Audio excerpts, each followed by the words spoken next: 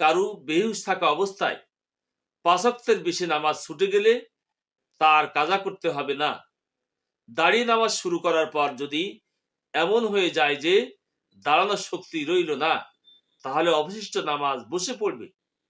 রুকু সিজদা করতে পারলে করবে, নতুবা ইশারায় রুকু সিজদা করবে। এমনকি বসতে না পারলে শুয়ে শুয়ে অবশিষ্ট নামাজ আদায় করে নিবে। কেউ বসে নামাজ শুরু করার পর নামাজের মধ্যেই দাঁড়ানোর শক্তি এসে গেলে তাহলে অবশিষ্ট নামাজ দাঁড়িয়ে পূর্ণ করবে।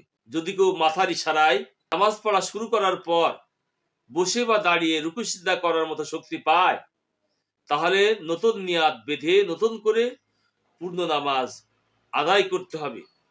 পূর্বের নামাজের নিয়াত বাতিল হয়ে যাবে। রোগী পেশাব পায়খানার পর পানি দ্বারা ইস্তেঞ্জা করতে সক্ষম না হলে, পুরুষ হলে তার স্ত্রী কিংবা স্ত্রী হলে তার স্বামী পানি দ্বারা ইস্তেঞ্জা করিয়ে দিলে ভালো, নতুবা নেকড়ার দ্বারা মুছে ওই অবস্থায় নামাজ পড়ে নিবে। যদি নেকড়ার দ্বারা মুছবার মতো শক্তি না থাকে এবং পুরুষের স্ত্রী বা স্বামীর বা স্ত্রীর স্বামী না থাকে, তাহলেও ওই নামাজ পড়ে নিবে। রোগীর বিছানা যদি নাপাক হয় এবং বিছানা বদলাতে যদি রোগীর অতিশয় কষ্ট হয় বা ক্ষতি হয়, তাহলে ওই বিছানায় নামাজ পড়ে নিবে। ডাক্তার চক্ষু অপারেশনের পর নড়াচড়া করতে নিষেধ করলে এমত অবস্থায় শুয়ে শুয়ে হলেও নামাজ পড়ে নিবে। সম্মানিত উপস্থিতি, নামাজ দেখছেন, কোনো অবস্থায় ছাড় নেই, তবুও নামাজ পড়তেই হবে। আমি আপনি যে অবস্থায় থাকি না কেন, নামাজ কখনো আমার আপনার জন্য ছাড় নাই। নামাজকে আমার আপনার গুরুত্ব দিতে হবে সকল অবস্থায়। দেখছেন, এত অসুস্থ হওয়া সত্ত্বেও নামাজ তার জন্য মৌকুফ নয়। এই জন্য নামাজ কাজা করা যাবে না, নামাজ ছেড়ে দেওয়া যাবে না, ইচ্ছাকৃত ভাবে নামাজ ছেড়ে দেওয়া যাবে না।